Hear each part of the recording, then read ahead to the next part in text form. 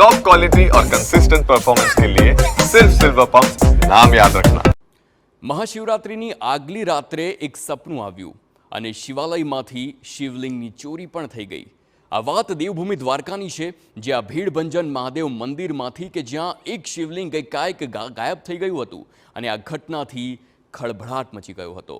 પરંતુ સમગ્ર ઘટનામાં જે ખુલાસા સામે આવ્યા છે તે આ ઘટના જેટલા જ ચોંકાવનારા છે। સૌથી પહેલા દ્રશ્ય જુઓ।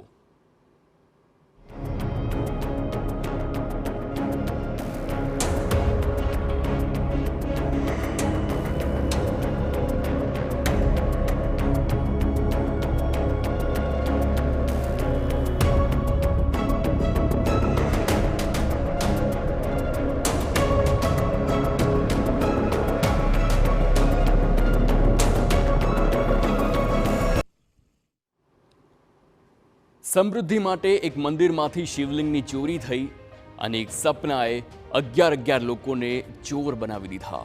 દેવભૂમિ દ્વારકા જિલ્લાના હર્ષદ ગાંધવીમાં ભીડભંજન મહાદેવનું પ્રસિદ્ધ મંદિર આવેલું છે। મહાશિવરાત્રિના આગલા દિવસે એટલે કે 25 ફેબ્રુઆરીના રોજ મંદિરમાંથી શિવલિંગની ચોરી થઈ ગઈ, જેનાથી સ્થાનિકોમાં રોષ ભભૂકી ઉઠ્યો।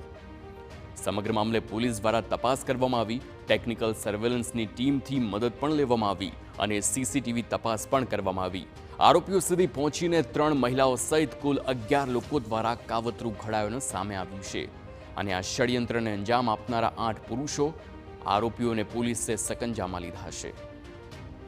તો પ્રાથમિક તપાસમાં ચોંકાવનારો ખુલાસો એ સામે આવ્યો કે 2 બહેનોને એવું સપનું આવ્યું હતું કે જો તેઓ ઘરના આંગણમાં વહાણવટી માતા સાથે અર્ધનારેશ્વર શિવલિંગની સ્થાપના કરશે તો પ્રગતિ થશે અને બસ પછી રચાયું શિવલિંગ ચોરીનું ષડયંત્ર। કે એમાં જે છે 2 બહેનોને એવા સપના આપતું હતું જે એને કીધું છે કે પોતાના વતનના ઘર ખાતે આંગણામાં એક વહાણવટી માતાજીનું મંદિર અને એક અર્ધનારેશ્વરનું શિવલિંગની સ્થાપના કરો, જેથી તમોની ઉન્નતિ થશે। એના કારણે એ લોકોએ કાવતરું રચીને 2 દિવસ પહેલા હર્ષદ આવી ગયા હતા 2 ગાડીમાં। 2 વાહનોમાં બેસી 11 આરોપીઓ સાબરકાંઠાથી આશરે 400 કિલોમીટર દૂર હર્ષદના દરિયાકાંઠે પહોંચ્યા। અહીં તેમણે એક આશ્રમમાં રોકાઈ મંદિરની રેકી પણ કરી અને 25 તારીખે વહેલી સવારે ચોરીને અંજામ આપ્યો। આરોપીઓએ શિવલિંગ સિવાય અન્ય કોઈ વસ્તુને હાથ પણ નહોતો લગાવ્યો અને શિવલિંગ ખંડિત ન થાય તે રીતે તેની ચોરી કરી હતી અને વતનની વાટ પકડી હતી। જોકે આરોપીઓએ શિવલિંગના થાળાને દરિયામાં ફેંકી દીધો હતો।